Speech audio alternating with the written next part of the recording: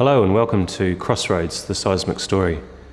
Miyamoto Impact and the Catholic Archdiocese of Wellington have been working together for over 12 months on various seismic assessment projects for our churches and parish buildings, the Catholic Church of this region. What we've come to realise is that there's varying levels of understanding and language use around seismic risk and risk in general.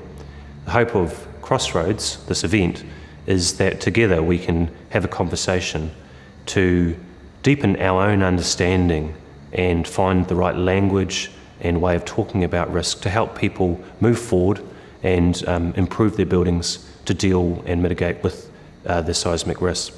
So welcome to Crossroads, welcome to this highlights package. I hope it's useful to you and continue the conversation. If the seismic strengthening methodology is cost effective, then it really makes sense. In essence, this is all about life safety and preventing death. Building should come secondarily, and the value of the building should come second to that. But by doing a pragmatic approach, learning from what has happened offshore, learning from our experiences from Christchurch, of which we've seen several, we can then put these into effect moving forward within New Zealand to have cost-effective solutions which, instead of distancing people from what is required and taking decades to occur, we can do a lot more quickly and then have an effective outcome.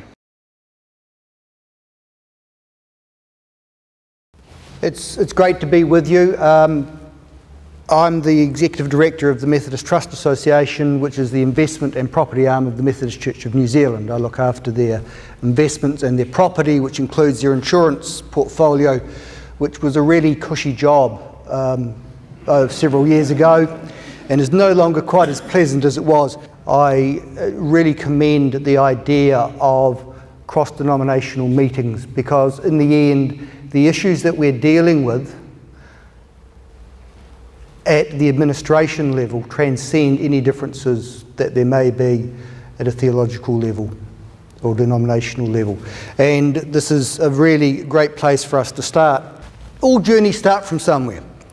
Pre-September and February 2011, in Canterbury, we were pretty confident, the head office for the Methodist churches in Christchurch, we were pretty confident that the insurance earthquake risk was somewhere else. Here, basically. We knew that Christchurch was not really on the map for seismic activity. We knew that it would come through Wellington and the Wairarapa. As a property owner and as an owner of largely historic properties, we were waiting for the local authority, the Christchurch City Council, to work out what its earthquake-prone seismic building policy was going to be, and we would then react to that, and we would carry out the requirements that gave us. Pre the earthquakes, we also believed that the most expensive loss you could have was the loss of your building. I have to tell you that is not the most expensive loss you can have, especially if it's listed. The most expensive loss is the loss where it hasn't quite fallen down and they expect you to put it back. Post February 2011, we suffered 3 people killed in one of our churches. They were removing the organ and the building collapsed and killed them. That gives us probably, I think, a more poignant position and also a different starting point from a lot of property owners. We suffered the loss either through destruction or very significant damage of 6 churches, 5 halls and 2 parsonages, and I'll come on to EQC later. So we got to the road to recovery. We made a decision very early in the piece that we would manage all of the church claims centrally. We took the view, rightly or wrongly, that the parishes did not have the expertise in each individual parish to manage the claim. We insure centrally, we thought we would do the claim centrally. We decided that we would do the easy properties first. We'd do the paint and paper. We would get as many buildings open again, as many people into them as we could, runs on the board. We thought it gave us credibility with the church. If we could get those 24 buildings that were were knocked around but not badly damaged, open again and get them going. The other thing that was very important was regular contact with the church. We sent out newsletters, originally 2 weekly, then monthly, weekly, then 2 weekly, then monthly, and we said what had happened, where it was good, we highlighted that, where it hadn't worked well, we also highlighted that, because there is no point trying to pretend something isn't happening. The church, I'm sure the diocese is the same, everybody talks to everybody else, and we had to be quite open as to what was happening. But keeping that communication going was hugely important. We constantly reviewed our claim. This was really quite an eye-opener to us. We, after September, were pretty confident that we'd sorted it out, and then February came and we were confident we sorted it out. And we thought we had a claim in June 2011 that was about $15 million. We finally settled at 43.5 plus GST.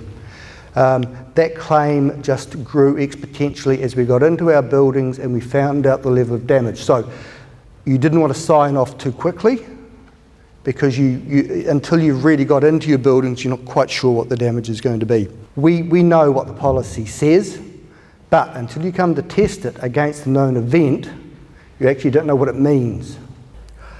The Haiti earthquake hit in 2010, and I was there 2 days after, and World Bank picked me up, and they asked me to assess about 50 different governmental buildings right after that. The earthquake is horrible, killed almost 300,000 people, and I've damaged about 200,000 buildings. It's really, things that happened here was bad, but it was nothing compared to what happened in Haiti, actually. So I stayed there for 2 years, and we trained about 600 Haitian engineers and about 6,000 masons.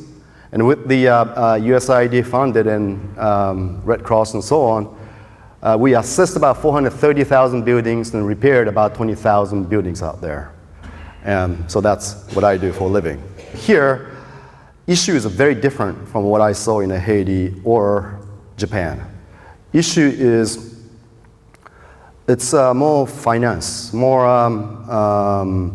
economy, more the real estate components. After all, yes, Christchurch earthquake was bad. We lost almost 200 people. But 200 people out of 350,000 people, the performance was actually, believe it or not, in a building code point of view, it actually met intent of code, you know. But however, how society reacted to it is very unique, I thought.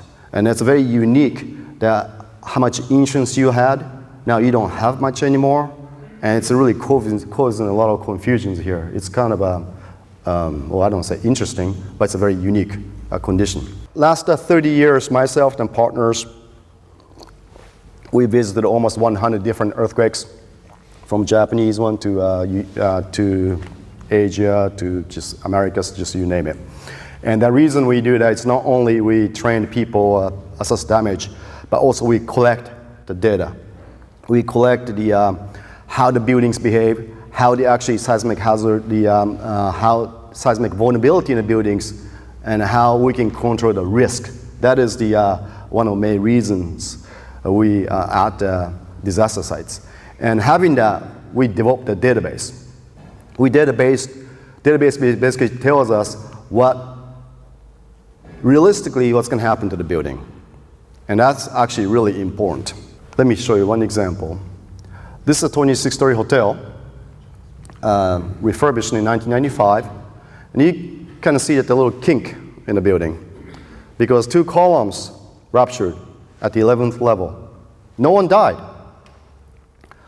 Guess what?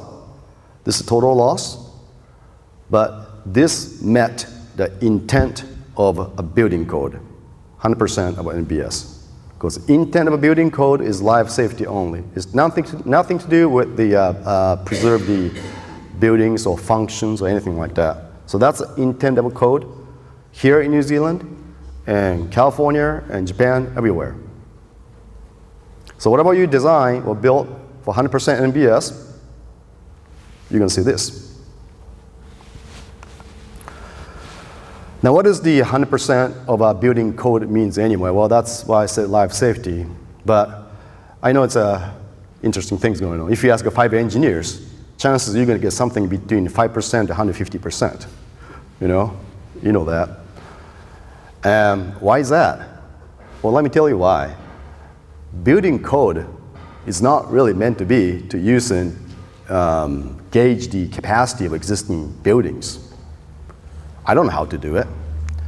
Building code is meant to be for new construction.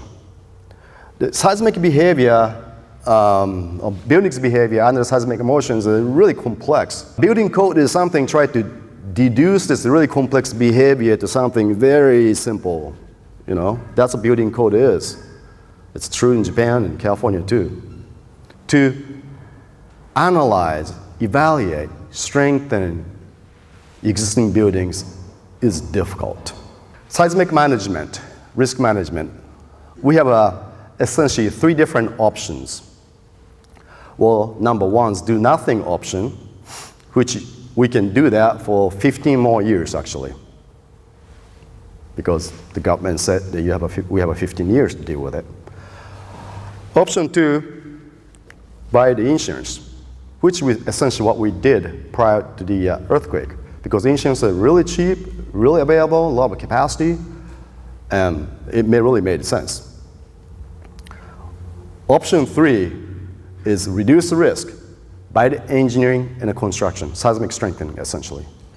Our history of insurance as a body of churches is that we were fairly well fragmented until 10 years ago, and as well as being chair of All Churches Insurance Bureau, I'm chair of the Anglican Insurance Board, and Anglicans can be as fragmented as the wider church, and some cooperate and others do better elsewhere. But we began by standardising our behaviour by finding a common insurer in ANZVAR Insurance. That's led us to using a common policy wording, which then makes it easier to make a claim. It's easier for the insurer to pick up a common policy, and I would immediately argue, therefore it costs them less so the premiums can come down. We were one voice who spoke to that insurer. But the December 2011 renewal was quite a shambles.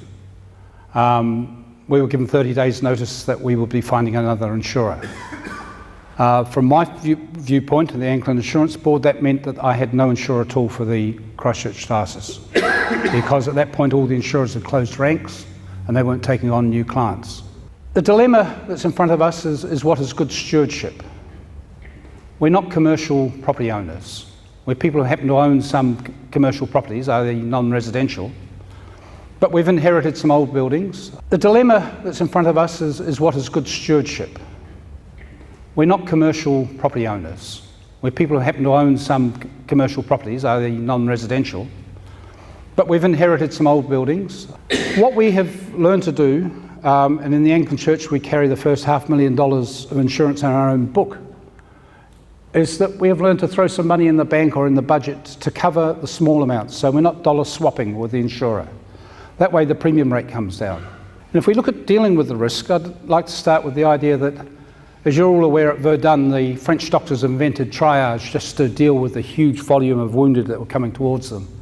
So a doctor would stand there and say, that man's going to die anyway, put him over there. That man will recover on his own, let him recover over there, and the ones where our intervention will give them a chance of life, let them come through. If I apply that to our buildings, then we have some buildings that are must-have. If I went around the room, you'd all disagree on which buildings they are, but we will come up with some buildings that we must have. There are some buildings which are nice to have, and I suggest there are some buildings that we ask, why do we have them? And that's where we can start, I think. We can start by saying, rather than saying, hey, this costs too much to insure, do we actually need to own it in order to insure it? I will ask you whether or not surplus buildings can be converted to another use and then on-sold. What we could do is say we don't want a particular church, let's sell it at a knockdown price, the developer grabs it, changes it into a restaurant, B&B, whatever they change it into, and then makes a great deal of money out of it. Why don't we do that? Why don't we convert a church we don't want into a restaurant, find a chef, tenant it, and sell an ongoing business, and bank all that developer's gain? can I just acknowledge the two partners in this presentation for, if you like, the courage to bring people together and start talking about this stuff. We need to do more of it. There's an awful lot of mystique in this business, an awful lot of terminology which often doesn't make sense, and we need to all get our heads around it. So what I'm going to talk to you about is actually what we're doing as Wellington City Council in the market to actually talk about and communicate with people around earthquake risk for the city. And so we need to have some context. It's our fault as a piece of work that we've been doing for nearly 4 years, analysing the fault lines that run around and through Wellington to try and get a handle on, so what is the risk? How big is this? We are surrounded by faults, whether we like it or not, and we are in an earthquake-prone territory, and that has some relevance for the strength of our buildings. And of course, you're asking, just as we're asking, when is the big one due? And more recently, was the one we had on the 21st of July the big one? And the answer to that from the experts is, no, it wasn't, but it was close in some respects. And we're probably lucky that it wasn't closer. So one of the things in the building trade that we talk about related to earthquakes is ground shaking. And this map also is a GNS map, and what it attempts to do is identify the various levels of ground shaking that may occur in an earthquake. And if you look in particular to the bright orange kind of line that starts down in the Haast, goes up the west coast, crosses over the main divide, heads in through Hamner. Ever wondered why there's hot springs at Hamner? There you go. Heads towards Wellington, Seddon even. Interesting, eh? Then disappears into Cook Strait. So that is the area that's identified. That is, it's also partly the Alpine Fault, but it's the area identified that is likely to cause the most ground shaking of any earthquake.